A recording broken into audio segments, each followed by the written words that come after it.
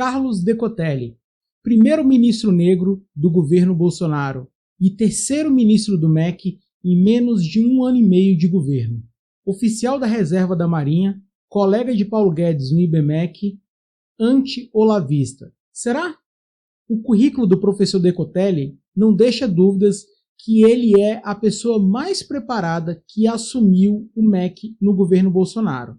Professor da Escola de Guerra Naval, bacharel em Ciências Econômicas pela Universidade Estadual do Rio de Janeiro, mestre pela FGV, doutor pela Universidade de Rosário, na Argentina, e pós-doutor pela Universidade de Wuppertal, na Alemanha. Decotelli também foi pioneiro na implementação dos cursos de MBA no país. Ele foi professor no IBMEC, na época em que Paulo Guedes, hoje ministro da Economia, era também professor no IBMEC. Então é de lá que eles se conhecem e é por isso que o Paulo Guedes referendou a ida de Decotelli para o Ministério da Educação. Mais do que ser colega do Paulo Guedes, o Decotelli tem uma trajetória ligada à educação que o qualifica estar nessa posição. Ele, por ser um oficial da reserva da Marinha, também tem um trânsito muito grande entre os almirantes que estão presentes no governo. A gente sabe que o governo tem até agora muitos membros do Exército e poucos da Marinha e da Aeronáutica.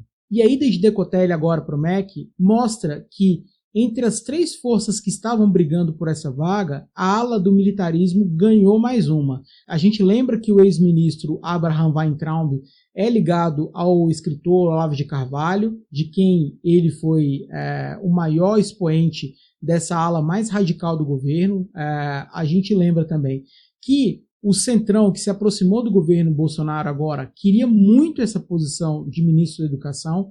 O Centrão, inclusive, já abocanhou outros cargos ligados a posições importantes ligadas ao Ministério da Educação, como o FNDE, que é um fundo que gerencia 54 bilhões de reais por ano. Então você tinha essa briga acontecendo nessas 3 esferas: os militares, os olavistas e o Centrão.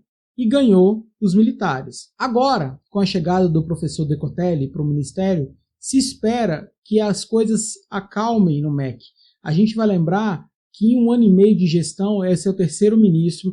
Ricardo Vélez, o primeiro que assumiu por indicação do Olavo de Carvalho, ficou apenas 3 meses no cargo. Abraham Weintraub, que assumiu na sequência, ficou 14 meses no cargo e acabou tendo que fugir para os Estados Unidos, está sendo processado pelo STF em 2 inquéritos, um onde ele falou aquela frase que por ele botava todos esses vagabundos na cadeia, a começar pelo STF, a segunda onde ele fez troça com o povo chinês por trocar a letra R pela letra L, né, usando para isso um gibi da Turma da Mônica.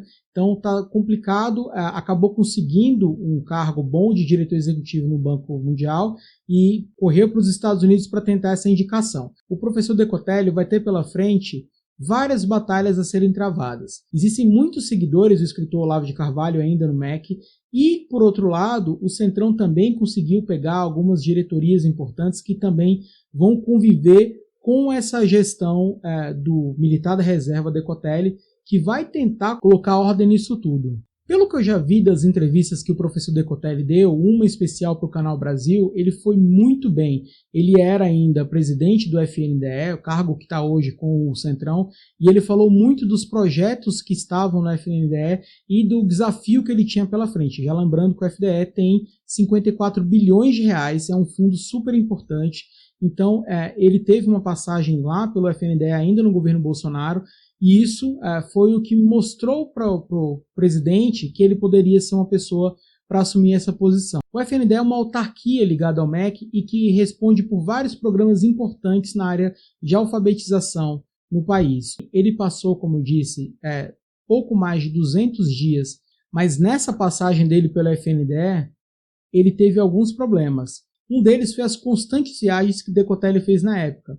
Algumas matérias chegaram a retratar um certo incômodo de os servidores do FNDE com as ausências do então presidente. O Antagonista publicou uma matéria, que eu vou deixar aqui na descrição, onde ele fala que nesses 200 dias de mandato no FNDE, o Decotelli passou quase 40 deles viajando.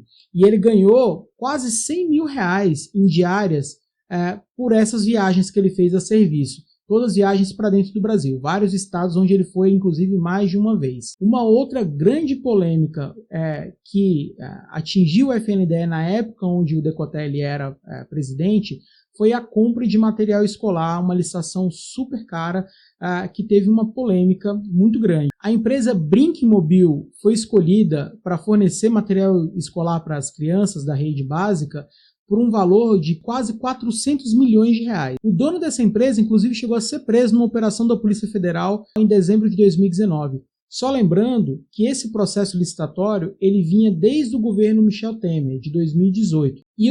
E o Decotelli participou desse ato assinando a contratação dessa empresa.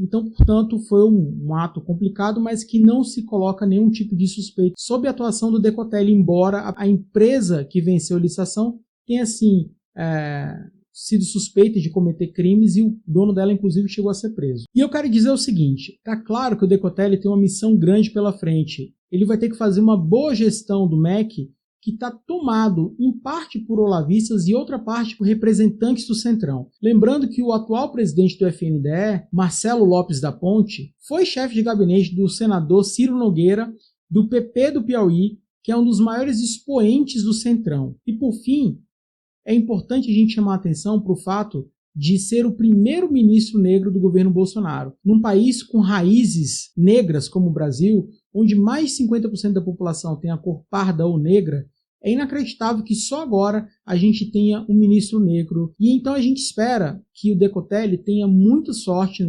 nessa missão e que ele consiga de fato acalmar os ânimos, colocar os projetos do MEC em primeiro lugar, para além de qualquer tipo de picuinha ideológica, para além inclusive de qualquer esquema que algum membro do Centrão possa estar querendo fazer lá dentro. Então a gente espera que ele tenha assim muito sucesso na missão dele. O Brasil precisa que o MEC tenha uma gestão séria, responsável.